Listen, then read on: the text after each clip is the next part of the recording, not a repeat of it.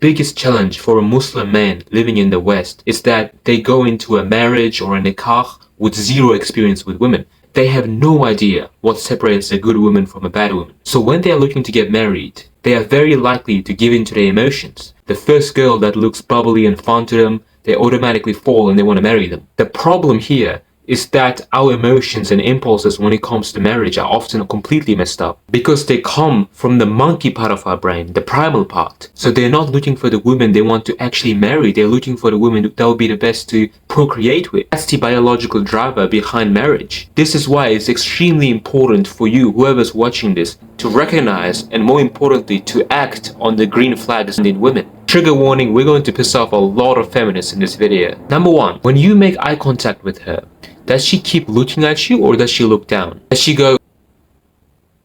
look at you and then go, roll her eyes, put her eyes back, start looking side to side? If she does look down, that's a very, very good sign. It shows submissiveness, it shows discipline, and plus that actually means she's interested in you. So you go up and talk to her and ask her for marriage right there and then. Number two, she likes to read a lot. An interest in reading indicates a very good characteristic in someone's character. It basically signifies a lot of depth. People who read a lot tend to have a lot of deep emotions and they're very open to learning, and that's exactly the type of partner you want in your life. Number three, probably the most controversial one, she doesn't have career aspirations. You can shoot me, but the truth is, women who are very into their career, who go to uni, have these plans of having businesses and getting rich in the future, they're not really family oriented. They don't really care about being a housewife. That is not their main orientation.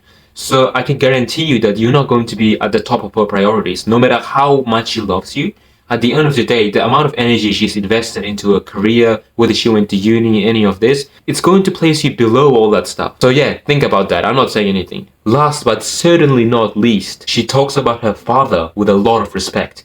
Maybe you ask her about something else, like what are your interests? Do you want to hang out sometime? And she instantly brings up her dad, like, oh, maybe talk to my dad, I will see what my dad thinks. If she says anything like that, that's the greenest sign on the planet. Because I'll tell you what, if you guys get married, one day, the way she talks about her dad is going to be replaced by you. That's literally how it works. So one day she's going to be telling her friends, yeah, I guess we could hang out, but I'm going to ask my husband to see if it's okay. At the end of the day, you have to pay attention to a religion more than anything.